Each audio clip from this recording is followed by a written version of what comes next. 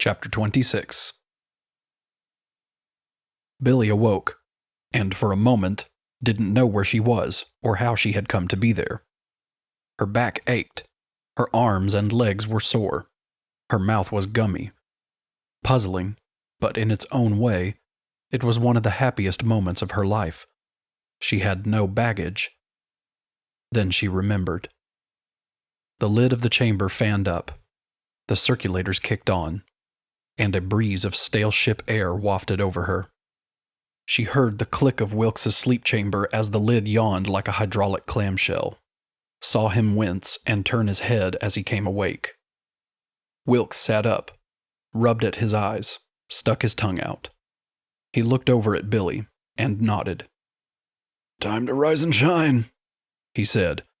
His voice was a hoarse croak. "Another glorious day in the Corps." Billie stared at him. "That's what my old platoon sarge used to say every time we finished a session in one of these suckers," Wilks said.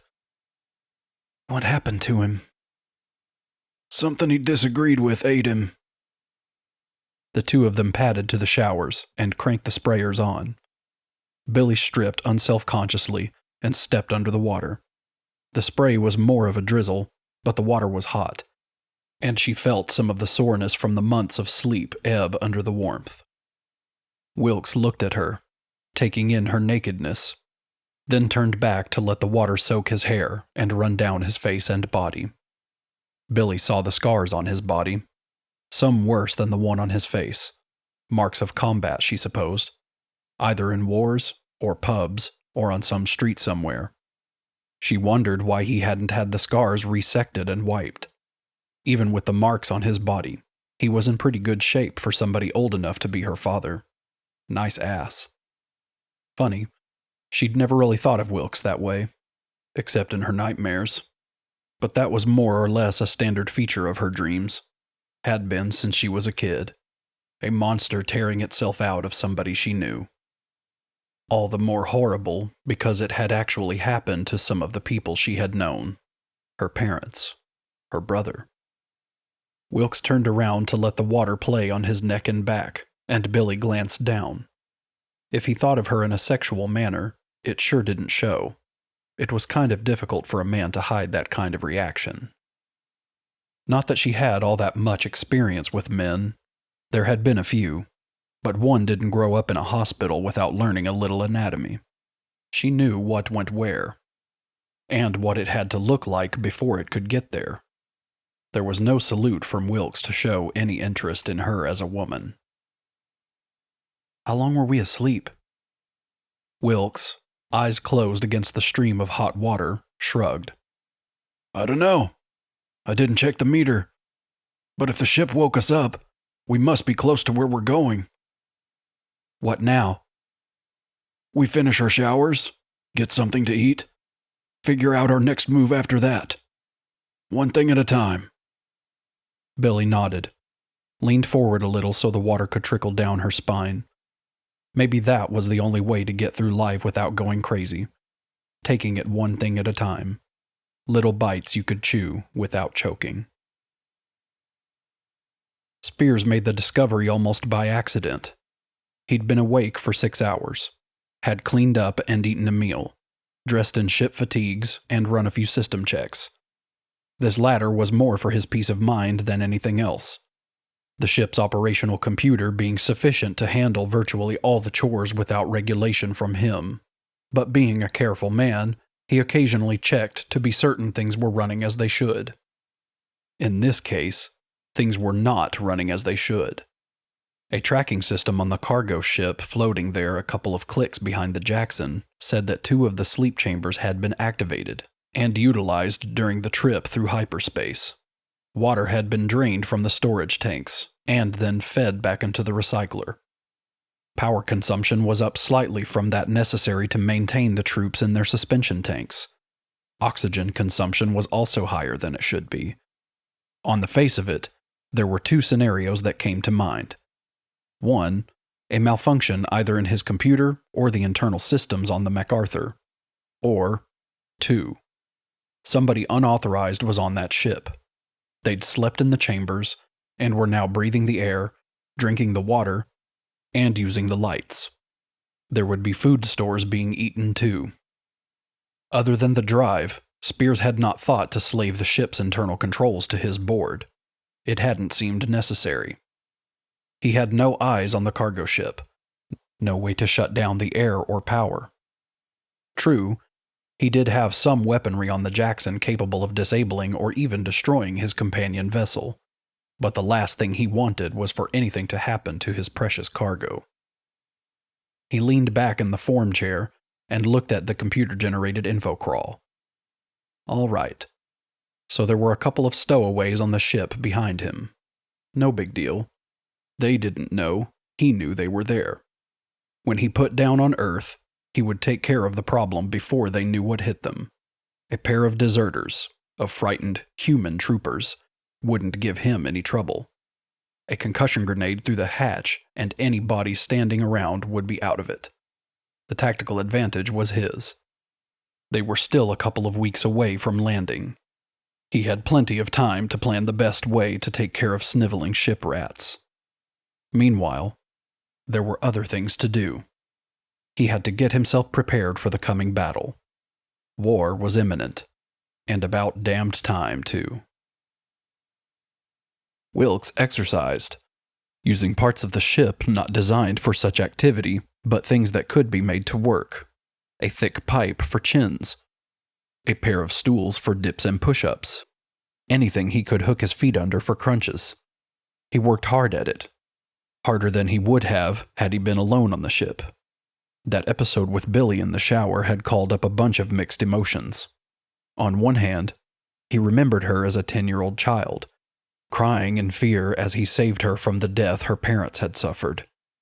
On the other hand, standing naked next to her in the shower, he saw that she was a grown woman, attractive, and it had been too long since he had been with somebody that way.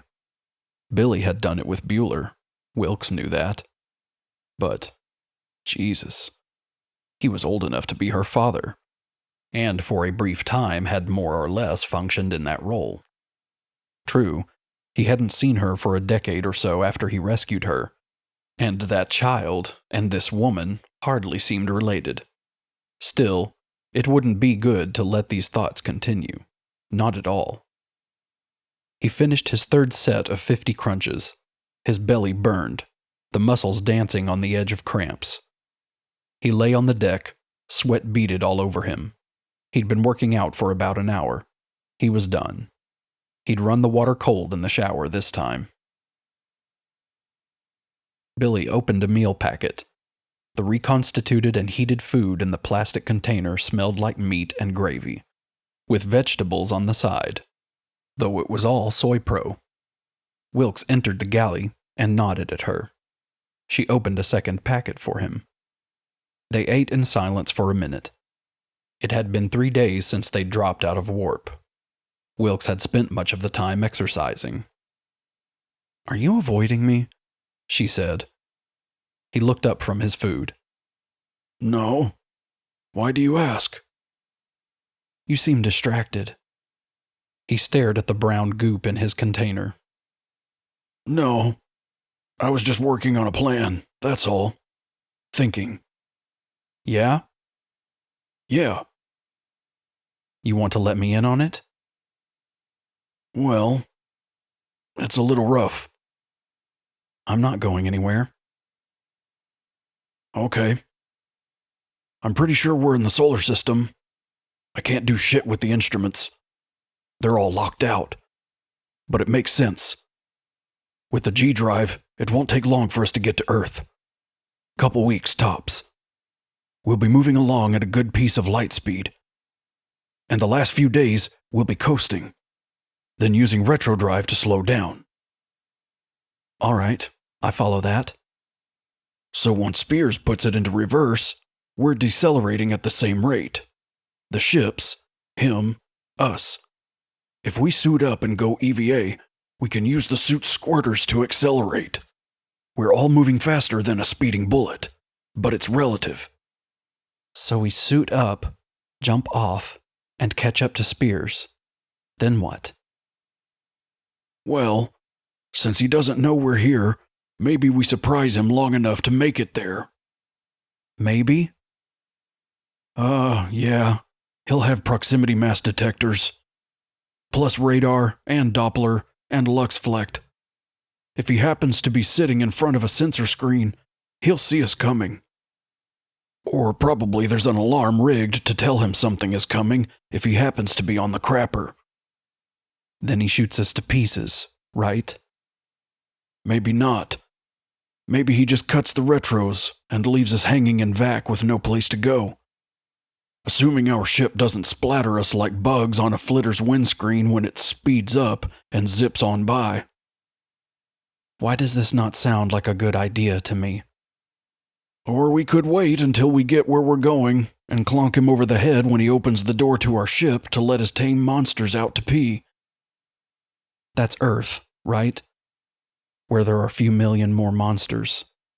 None of them tame? No thanks. All right. His detectors are likely set to pick up ship-sized masses or stuff approaching at high speed. Asteroids, space crap, like that. So? If we catch up real slowly, maybe the system doesn't kick in until we're right on top of him. Sounds kind of iffy. I could go down into the engine room and take a hammer to the drive. If it didn't go spastic and warp us into a supercompacted ball, which it could, maybe we could disable it and make him come see what's wrong. He doesn't want to lose this cargo. I don't like that plan much at all. Me neither. So, unless you got something better, I say we wait until he hits the brakes, and then we go to him. Billie sighed. It's always something, isn't it, Wilks? Never boring being around you. That's me. Life of the party. In his cabin, Spears laid out his uniform for the initial upcoming battle on Earth. He'd saved one dress uniform, the build cap with the gold braid and his star, the regulation black silks with his ribbons and medals, the Evershine orthoplast over the calf boots. He'd wear a belt with his 2 antique revolvers, and the uniform's dress sword. Strictly speaking, of course, it wasn't SOP to wear dress blacks and ceremonial weaponry into a combat sit. But while he was going to be on scene, he wasn't going to lead the new troops into battle. No, he would command from the rear this first time. He was too valuable to risk himself in this foray. Too bad. He never considered himself an REMF, a rear echelon motherfucker. No armchair commander. But in this case, he would have to forego the pleasure of standing shoulder to shoulder with his men when the guns began to speak. He would be the most valuable man on the field, not simply because he was the only man on the field, but because if something happened to him, the war was over. Only he and the Queen could command these soldiers, and he could hardly trust her to continue the fight if he were gone. No, he would stand back, this once, until he had more troops, more humans to help him. He was, after all, the commanding general of the Colonial Marines now. Indeed, commander-in-chief of all military forces. And why not? Once he brought back records of his success, once he showed whoever was left how the job had to be done, who would dare deny him the rank? And if anybody could be that stupid, a wave of his hand would remove the obstacle. Sick 'em, boys. Spears smiled. It was all going so well. Aside from a couple of minor glitches back at third base, nothing the historians would linger over unduly. Everything had run as smoothly as lube on glass. It was only a matter of days now. All the years of preparation were about to pay off. He rehung the uniform, put the sword and boots away. He had decided to land in South Africa, a northeastern section of which had once been called the Natal Province. In the late 1800s, the area had been ruled by a native named Cetewayo, who commanded a large army of warriors known as the Zulu. They were fierce fighters, the Zulu, and there had been a lot of them. But even so, they'd been no match for the technologically advanced British when it came to war. In one famous battle, a small unit of British soldiers withstood an assault against a vastly superior number of Zulu for some days, due to their better weapons, tactics, and training. Spears related to that. A tiny force, well directed and focused, stopped an entire army. All things being equal, it was the commanders who decided battles. The aliens were fierce, savage, hard as iron, but they fought like ants. They had not learned the arts of war as had men, and few, if any men, knew those arts as well as Spears did. Give me a lever and a place to stand, and I will move the galaxy, Spears thought. He had his place. His lever flew in the ship behind him. He was so full of anticipation, he could hardly breathe.